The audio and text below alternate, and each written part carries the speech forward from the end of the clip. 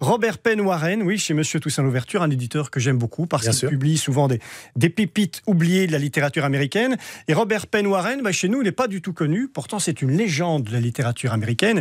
Il est né dans le Kentucky en 1905. Il est mort en 1989. C'est un romancier, un poète, un critique littéraire. Il n'a pas reçu un prix Pulitzer, il n'a pas reçu 2 prix Pulitzer, il a reçu 3 prix Pulitzer.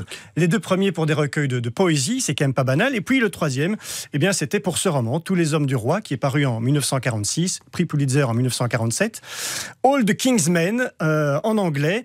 C'est un titre qui vient d'une berceuse de Humpty Dumpty. Vous savez, ce monsieur œuf qui marche au sommet d'un mur et qui tombe. Je ne vais pas vous la chanter en anglais, en plus. Dommage.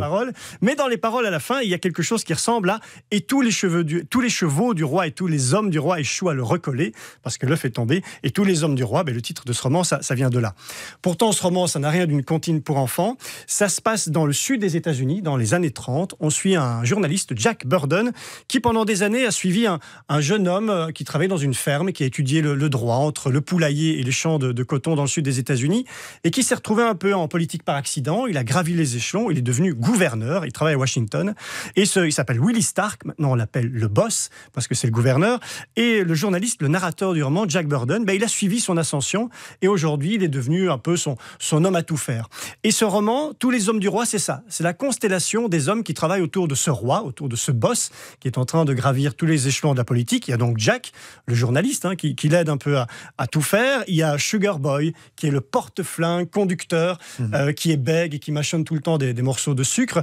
Il y a Tiny Duffy, qui lui est contrairement à ce que son nom semble indiquer, le maigre Duffy, qui est un gros monsieur suant, qui est dans tous les mauvais coups de corruption.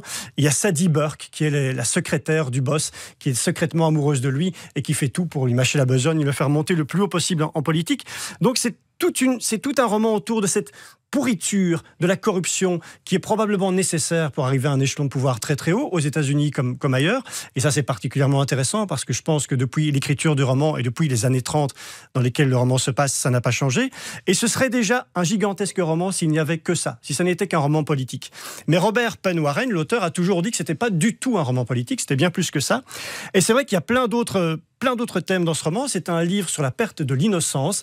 Robert Penn Warren, il est né dans le Kentucky, c'est le sud des États-Unis.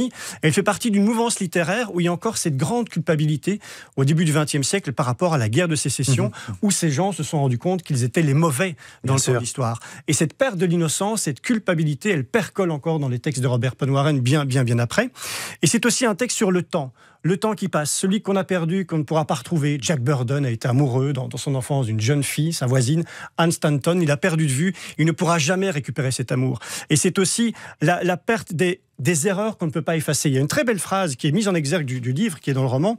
« L'homme est conçu dans le péché et élevé dans la corruption. Il ne fait que passer de la puanteur des couches à la pestilence du linceul. » Ce roman, c'est aussi un roman sur ça, sur tous les actes qu'on a posés, qu'on ne peut pas effacer, même si nous, on a changé, on a toujours cette culpabilité presque chrétienne, presque calviniste du péché originel, même si Dieu est très peu présent dans ce livre, il y a quand même cette culpabilité qui est toujours là. Et puis surtout, c'est un grand roman de littérature à part entière, parce que je vous l'ai dit, Robert Penn Warren, il a reçu 2 prix Pulitzer pour des recueils de poésie. C'est un auteur de poésie qui écrit ici un roman en prose.